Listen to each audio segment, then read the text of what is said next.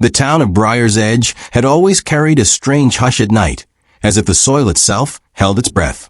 The people who lived there learned to ignore the uneasiness, pretending they didn't hear things moving beneath the ground or feel the faint vibrations under their feet after midnight. Outsiders rarely visited, and those who did never stayed long enough to understand why the residents never walked near the old cemetery after the sun went down. At the edge of the town, surrounded by a crooked iron fence bent in unnatural shapes, lay the Hollows View graveyard, an ancient place older than Briar's Edge itself. Locals whispered that it wasn't built over the dead, but rather built to contain something underground. Most of them dismissed the stories, but deep inside, they all avoided the cemetery and kept its gates locked with a heavy chain. When four friends, Elias, Mara, Jonah, and Clara, returned to Briar's Edge after being away for years, they had no memory of the cemetery secrets. They had grown up together, left for different cities, and now gathered for the funeral of Mara's grandmother, who had been the last living keeper of the graveyard's history. Even on her deathbed, she warned Mara in a voice trembling with fear. "Don't open the ground. Don't disturb them. Don't listen if they call your name." Mara thought the old woman was confused, slipping into delirium during her final days. But her words stuck in Mara's mind, haunting her like a shadow even during daylight.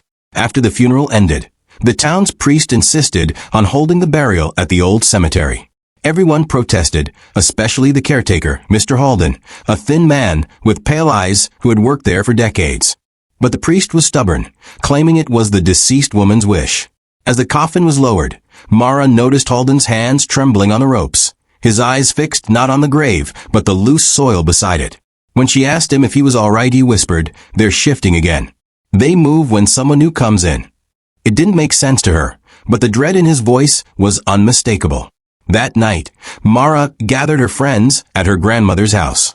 The old wooden home creaked with every breeze and smelled faintly of dust and lavender. They planned to stay a few days, clean the place, and maybe reconnect as adults. But the moment they entered, the air felt unnervingly heavy, like the house was holding something back. Elias found an old diary inside the bedroom drawer, its pages brittle and stained. It belonged to Mara's grandmother. The entries were scattered and frantic, filled with warnings about the graveyard and references to something she called the bound ones. She wrote about hearing tapping beneath the soil, like fingers knocking from inside a coffin, and voices whispering through the cracks of the earth.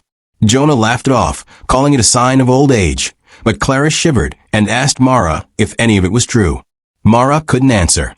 She remembered being told as a child never to go near the graveyard, never to step on freshly dug soil, and never to stay out past midnight.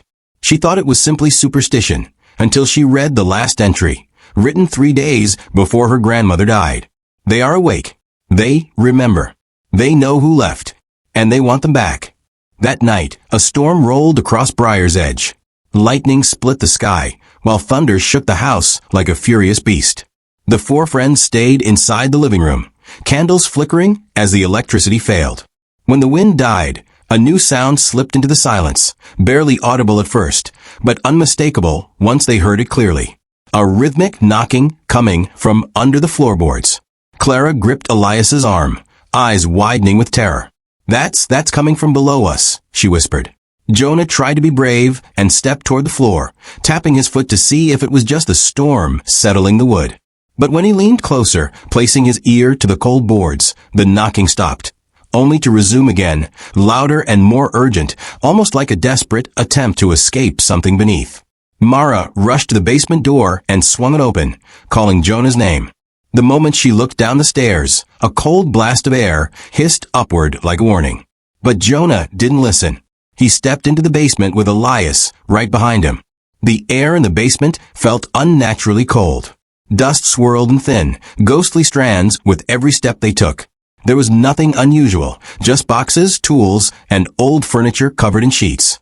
But then Elias noticed the dirt floor in the center had been disturbed. The soil was loose, forming a shallow mound that hadn't been there earlier. Before Jonah could step closer, the mound shifted.